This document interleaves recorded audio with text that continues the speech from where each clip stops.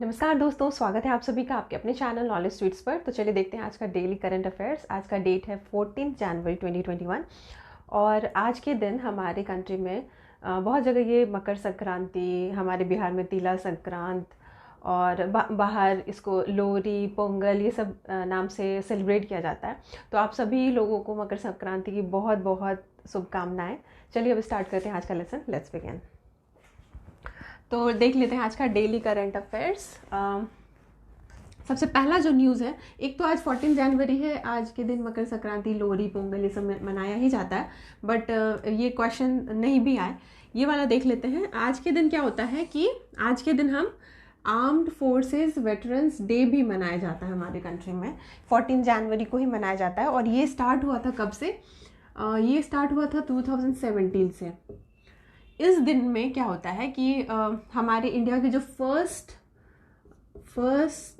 Commander in chief थे, ठीक है, वो थे फील्ड मार्शल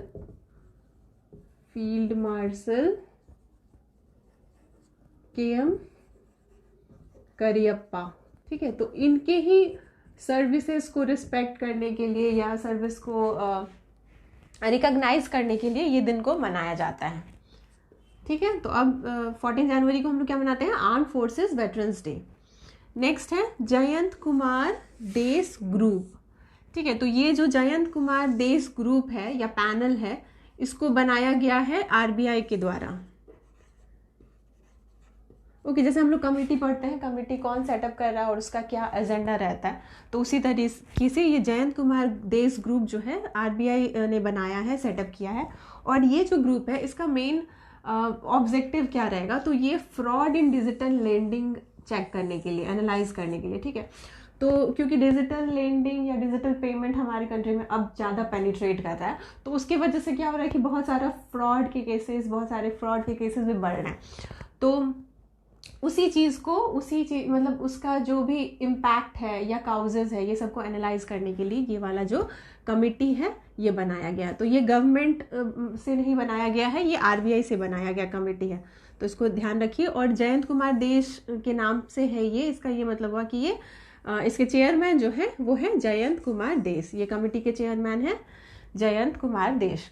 ठीक है, नेक्स्ट है यूबीएस इन्वेस्टमेंट बैंक। ठीक है, तो हम लोग को ये भी पढ़ना है, बहुत सारे एग्जाम में ये भी क्वेश्चन आ जाता है कि जीडीपी ग्रोथ जो है ना, बहुत सारे बॉडीज जो फाइनेंशियल इंस्टीट्यूशंस होते हैं या क्रेडिट रेटिंग एजेंसीज होते हैं, तो ये लोग टाइम टू टाइम ऐसे फोरकास्ट करते रहते हैं कि क्या होने वाला है, जो जीडीपी ग्रोथ है क्या होने वाला है। तो यूबीएस इन्वेस्टमेंट बैंक जो है ये स्विस बेस्ड बैंक है ये। ठीक है, स्विस बेस्ड बैंक है और इनके हिसाब से हमारा जो जीडीपी होने वाला है इंडिया का फिजिकल ईयर 2021 में ये कॉन्ट्रैक्ट हो जाएगा 7.5% पे। फिर नेक्स्ट ईयर ये 11.5% ग्रो करेगा। फिर बाद में जाके 2023 में जाके फाइनली स्टेबलाइज करेगा कितने परसेंट पे? 6% पे। तो फिलहाल के लिए ये वाला इंपॉर्टेंट है। फिजिकल ईयर 2021 में है हम लोग और हमारे जो इकोनॉमी है या हमारा जो जीडीपी ग्रोथ है वो कॉन्ट्रैक्ट करेगा 7.5% according to UBS investment bank. Next news जो है ये भी कमेटी के बारे में है। इरडाई ने सेटअप किया है ये कमेटी और इसका नाम है सुभाष चंद्र खुंतिया कमेटी और इनका काम है examine availability of health insurance products. तो हमारे कंट्री में कैसे लोग हैं, कहाँ पे कौन सा कम्युनिटी रहता है या कैसे लोग हैं, किस सोसाइटी को, सब कुछ को एनालाइज करके किस सेक्टर में कौन सा इंश्योरेंस प्रोडक्ट लॉन्च करना चाहिए, ये सब चीज़ों को एनालाइज करने के लिए कमेटी बनी है। ठीक है, तो ये कमेटी जो बनी है ये बनी है इसको इरडाई, इसका फुल फॉर्म क्या होता है? Insurance regulatory and development authority of India. Okay, next news is India's first fire park has been set up in Bhubaneswar. ठीक है, तो ये वाला क्वेश्चन बहुत फेवरेट है बीपीएससी का आजकल। अब फर्स्ट जो भी कुछ बन रहा है इंडिया में, फर्स्ट तो उसको ध्यान रखने की ज़रूरत है। तो इंडिया में सबसे पहली बार बना है फायर पार्क और ये कहाँ बना है? भुवनेश्वर में बना है। और ये फायर पार्क जो बना है इसका ये मतलब नहीं ये वाटर पार्क की तरह नहीं है, कि वाटर पार्क में हम लोग क्या करते हैं, मस्ती करते हैं, जाके पानी में खेल कूद करते हैं। फायर पार्क में ऐसा नहीं होगा कि फायर शोज चलेंगे और उसमें कुछ ये सब नहीं होगा। फायर पार्क बेसिकली इसलिए है कि ये अवेयरनेस क्रिएट करेंगे, अवेयरनेस क्रिएट किया जाएगा लोगों में। जो फायर सेफ्टी मेजर्स होते हैं उस पे बेस्ड रहेगा। तो फायर सेफ्टी मेजर्स क्या होना चाहिए, कैसे अपने आप को प्रोटेक्ट करना है, कैसे प्रिकॉशन लेना है, घर में कैसे रहना है, ये सब चीज़ों को वहाँ पे पार्क सिस्टम से दिखाया जाएगा। प्लस फायर फाइटिंग इक्विपमेंट जो होते हैं वो सब भी दिखाया जाएगा, किसका क्या यूसेज होता है हमारे ही घर में। अगर फायर एक्सटिंग्यूशर है कहीं पे तो अगर इमरजेंसी सिचुएशन आया तो कैसे टैकल करना है, ये सब इसका थीम होगा फायर पार्क का। ठीक है, ये कहाँ बना है, भुवनेश्वर में। इंडिया का फर्स्ट फायर पार्क भुवनेश्वर में बना है। नेक्स्ट है Tesla subsidiary unit in Bengaluru. तो टेस्ला को अभी हम लोग जान रहे हैं कि ये इलॉन मस्क की कंपनी है ये, और इसका जो सब्सिडियरी यूनिट बना है कहाँ बना है, इंडिया में, बेंगलुरु कर्नाटका में।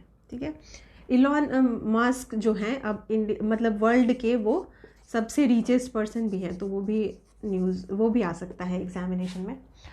नेक्स्ट है कि प्रेसिडेंट जो है किर्गिस्तान के वो बन गए हैं सादिर जापरोव, और अभी वहाँ पे इलेक्शन हुआ है, प्रेसिडेंशियल इलेक्शन हुआ है और उसमें ये जीते हैं। ठीक है, तो अब क्योंकि ये आ गया है किर्गिस्तान ये न्यूज़ में आ गया है, तो इसके बारे में हम लोगों को कैपिटल इसका पता होना चाहिए जो कि बिश्केक है, और इसका करेंसी भी हम लोगों को पता रहना चाहिए। तो उसका किर्गिस्तान का जो करेंसी है वो है Kyrgyzstani som. Okay, next news देख लेते हैं। ब्रेकआउट इकोनॉमीज में ये रिपोर्ट आया है डिजिटल इवोल्यूशन स्कोर कार्ड में। तो इसमें आया है रिपोर्ट जिसमें कि हमारे इंडिया की रैंकिंग है 4th। तो इंडिया के जो रैंक्स होते हैं वो बहुत एग्जामिनेशन में इम्पॉर्टेंट होते हैं। तो इसकी जो ब्रेकआउट इकोनॉमीज है इसमें हमारा रैंकिंग 4th है, टॉप कंट्री है चाइना। ठीक है, तो ब्रेकआउट इकोनॉमीज होता क्या है? ब्रेकआउट इकोनॉमी का मतलब वो इकोनॉमी होती है या वो कंट्री होती है जो जल्दी से अपने आप को डिजिटलाइज कर सकते हैं। जैसे अभी कोविड वाला सिचुएशन जो आया था, पैंडेमिक सिचुएशन आया था, तो इंडिया में भी बहुत सारा कुछ, जितने भी सेक्टर हैं, एजुकेशन हो या हेल्थ सर्विसेज हो, जितने भी सेक्टर हैं, बहुत सारे सेक्टर डिजिटलाइज हो गए और सब कुछ स्मूथली काम हो रहा था। तो इसी चीज़ के लिए जो कंट्री, जो इकॉनमी जल्दी से डिजिटलाइज होके अडॉप्ट कर लेता है, सिचुएशन बेस्ड अपना मैनेजमेंट कर लेता है और फिर इकॉनमी ग्रो करती है, तो उसी चीज़ का रिपोर्ट निकालते हैं ये लोग। डिजिटल इवोल्यूशन स्कोर कार्ड में रिपोर्ट निकलता है और इसमें अभी इंडिया की रैंकिंग क्या है? 4th है, टॉप कंट्री है चाइना। नेक्स्ट न्यूज़ है नीति आयोग प्लस फ्लिपकार्ट। नीति आयोग और फ्लिपकार्ट दोनों मिलके वुमेन एंटरप्रेन्योरशिप प्लेटफॉर्म ये लोग खोलेंगे। ठीक है, जिसमें कि क्या होगा कि वुमेन में जितने भी एंटरप्रेन्योरियल स्किल्स होते हैं उन चीज़ों को मोटिवेट किया जाएगा, इनकरेज किया जाएगा।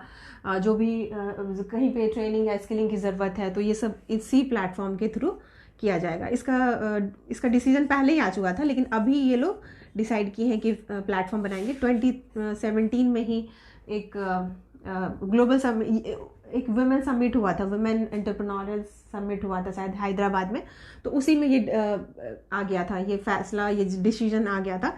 But now they have finally set up a platform. Next is कायाकल्प स्कीम। ठीक है, तो नेक्स्ट न्यूज़ है कायाकल्प स्कीम। तो कायाकल्प स्कीम में क्या हुआ है कि कायाकल्प अवार्ड दिया गया है, और ये अवार्ड दिया गया है एम्स भुवनेश्वर को। एम्स भुवनेश्वर का ये जो अवार्ड है ये 3rd टाइम है, तीसरे बार एम्स भुवनेश्वर को ये अवार्ड मिला है। और ये जो स्कीम होता है कायाकल्प स्कीम में, जो कायाकल्प स्कीम जो होता है ये स्वच्छ भारत मिशन का ही एक्सटेंशन है।